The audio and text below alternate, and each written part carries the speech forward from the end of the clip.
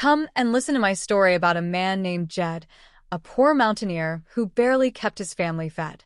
And then one day he was shooting at some food, and up through the ground come a bumbling crude. Oil, that is. Black gold. Texas tea. Well, the first thing you know, old Jed is a millionaire.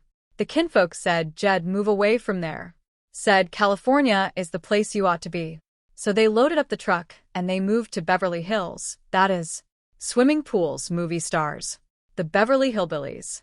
The afternoon sun beat down on the bustling streets, where cars rolled by like shiny beetles. Deep within an office, a conversation was unfolding. Chief, where have you been? A voice asked, laced with curiosity. Well, I have been driving Granny and Mr. Clampett around Griffith Park looking for Robin Hood, came the weary reply. Robin Hood, the chief repeated, blinking in utter disbelief. Jethro, you mean that nut actually took to the woods like he threatened? Yes, Chief. He claims that leaving that castle in England robbed him of his birthright. So now he is hiding out in the park, and the Clampetts are trying to get him back. Unbelievable, the chief muttered, rubbing his temples. Not for Jethro, the other retorted with a sigh. I mean for them to want him back. And besides, Ellie Mae is with him, and also the family truck and a couple of Ellie's pets. Meanwhile, deep within the green canopy of Griffith Park, where leaves filtered the sunlight into golden patches, Jethro was fully immersed in his newfound identity. What ho, little Jed, he called out, his voice booming through the trees. See any rich merchants a-coming? Hey, Nate Marion, what did Little John say? Well, he said he did not see no rich merchants a-coming. Ask him if he has seen any fat friars. A kid does not eat 2 fat friars. You talking about Granny's chickens? Oh, never mind. I got me one sad bunch of merry men. And yonder is the saddest. A hound dog, an ape, and a dumb old girl cousin that does not know a preacher from a bullet. Don't forget me, Robin Hood, a voice chimed in. Jethro turned to look at the young woman standing nearby. Well, I do not know if I can trust you, Miss Stella, he said, crossing his arms grandly. Your boyfriend deserted, and he was the only real merry man I had. But he will be back, Miss Stella said with confidence, gesturing toward a vehicle parked under the shade. He left his wheels. Well, I am afraid I am going to have to hold you hostage, Jethro declared, trying to sound menacing. Really, Miss Stella replied, raising an eyebrow in amusement. If he does not come back, well, whatever was his is going to be mine. Well, why wait? She teased, stepping closer. You are Robin Hood. This park is your domain. You are the law west of the freeway. Yeah, Jethro said, his eyes widening as the thought sank in. Sure. A man like you just takes what he wants. Even if she belongs to somebody else, she whispered. Of course. Jethro beamed, his chest swelling with pride. Hot dog.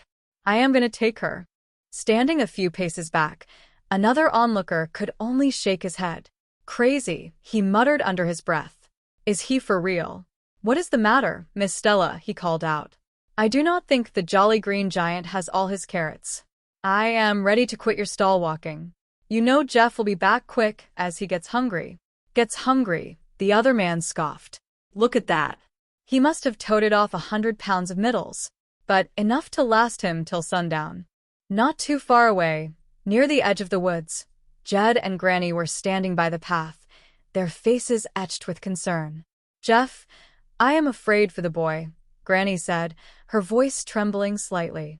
He is going to get hurt. He ain't going to get hurt, Jed replied calmly, adjusting his hat. Oh, yes, he is, Granny insisted, snapping her fingers. I am going to put a hardwood finish on them red rompers up here. He will just simmer down. After all, he is going to get over this Robin Hood notion. But what about Ellie Mae? Granny pressed, looking toward the dense brush. Out there in the woods, does not that worry you? That girl was born and raised in the woods, Jed said with a gentle chuckle. Besides, she has got old Duke Weather and that dressed-up ape. I mean, the little one, not yet. I am too nervous to sit here, Granny said, pacing back and forth on the dirt path. Let us go back to that park and find him. We ain't got a ride till Miss Jane comes back with the groceries, Jed reminded her. Oh, I forgot, Granny sighed. Besides, Maybe that buddy fell off by himself. That boy we picked up in the park with the long hair and the beads. Oh, yeah, Jed nodded, remembering the peculiar stranger. The one Miss Jane said was a yippee. I believe it was Hippie, Granny corrected. Hippie, he looked like a nut to me. Sure was friendly. Too friendly, Jed mused. Kept trying to find out how I smoked crawdads. You know, Granny, there's nobody can smoke crawdads like you. Well, he sure knew nothing about it, Granny said, shaking her head. Kept asking me which end to light. That was the easy draw. You just make him talk. You are a pleasant fellow. He says he is going to get his friends from Sunset Strip to help find Jethro. Suddenly, a commotion echoed from a clearing deeper in the forest. A group of eccentric youngsters was gathering, their colorful clothes clashing with the natural green of the park. Wake up in there, a voice shouted. Come on up, buddies. Let us go, let us go. Hey. There you go. Come on. Come on, girl. Keep it up. Keep it coming. Keep it going. Keep it going. Come on in here. Halit. A young man with long hair stepped onto a large rock, raising his hands for silence. Dearly beloved, he announced theatrically, we are gathered here to pledge allegiance to our new leader, the King of the Cats, the Pharaoh of the Far Out, Robin Hood. I know we have had some great leaders in the past, Eric the Red, Buffalo Bill, and the late, great Lady Godiva. But hear me, friends. Our new leader is El Supremo. This cat chases dragons. This cat flies with the birds and talks to the apes. This cat smokes broadheads. And we're going to be his band of merry men. Take from the rich and give to the poor. Look, girl, up the road. It is a bird. It is a plane. It is Robin Hood and Little John. Follow him. Follow our leader. Back near the main road, Miss Jane and Mr. Drysdale were unloading supplies from the car, their conversation a mix of exasperation and financial worry. Who needs you? Mr. Drysdale muttered, holding up a torn brown paper bag. That was the only sack left. It is you I am apologizing for, Miss Jane said, looking at him critically. Did you have to wear that silly-looking bird watcher outfit? This is most appropriate for searching the woods of Griffith Park, he defended himself, adjusting his binoculars. It is pretty embarrassing in the supermarket, Miss Jane countered. Speaking of the supermarket, Mr. Drysdale, what are we for all them groceries? Oh, no, Mr. Drysdale groaned, waving his hands frantically. Shut up, please. Put away your money. It is over. Take care of it. He is right, Mr. Clampett, Miss Jane said as Jed approached them. He deducted it from your account.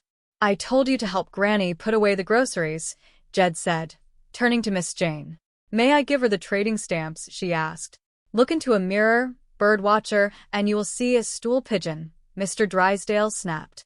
Then, turning his attention back to Jed, his eyes lit up with a sudden business idea. Mr. Clampett, I have got a great idea to get your money out of that English castle. We will turn it into a car wash. A car wash? Jed asked, tilting his head. Well, it is a small stone, Mr. Drysdale explained enthusiastically. It cannot hurt the walls or floors. And we will pipe the water in from the moat. Now, wait till you hear the name I have got for it. The Earl of Clampett Classy Castle Car Wash. Granny, however, was not interested in castles or car washes. Give me the crawdads next this game, she demanded, rummaging through the bags. I want to put them where I can get at them easy. Well, I am sorry, Granny, Miss Jane said apologetically. We went to 5 supermarkets, but none of them have crawdads. When is Beverly Hills going to catch up with Bug Tucker? Granny complained loudly. Who wears beans tats at all? From the distance, a rhythmic chanting began to echo through the trees, growing louder and louder as Jethro and his new followers marched through the woods. Oh, Robin Hood. Who is the leader of us all? Oh, Robin Hood. Oh, Robin Hood. Robin Hood, hey. Come on now, Robin Hood. Robin Hood, hey. Who looks good in mousse or vine? Oh, Mariette. She is as sweet as cherry wine. Oh, Mariette. Oh, Robin Hood. Hey. Come on now, Robin Hood. Robin Hood. Little John gonna do the boogaloo. Oh, Little John. Little John gonna do the monkey too. Oh, Little John. One of the young men in the group suddenly stopped and pointed through the foliage. For travelers have just entered your forest, he announced to Jethro. Is it the sheriff of Nottingham and his men?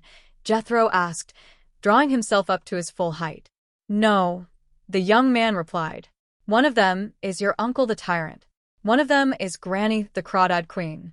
One looks like a rich merchant. And the one driving is either a scout leader or Smokey the bear sister. Jethro frowned, thinking quickly. How about meeting back here in 1 hour, he suggested to his group. Unaware of the plan, Jed, Granny, and Miss Jane were splitting up to search the thickets. Danny, Granny called out. Granny, Miss Jane said, looking at Granny's unusual attire. Ain't that a fancy hat to wear in the woods? This is what you call a camouflage, Granny said proudly, patting the brim. Guess so. We will think I am a trailing arbutus. Granny, Jed called out, mapping out the strategy. You take the north. What did you say? Granny asked, straining to hear. You take the south. Miss Jane will take the north, Jed repeated. It is a good idea of me to take the east and west where the going is a night rougher. Yeah. Jed, we ought to have guns, Granny said, looking nervously into the shadows. Granny, we only get through alive, Jed reassured her. Not for him, Granny insisted. Them woods look like they would have bobcats and wolves and snakes in them. Mr. Drysdale, who had been lagging behind, eagerly seized the opportunity to stay back. You know, somebody should stay here and guard the car, he suggested smoothly. I will volunteer.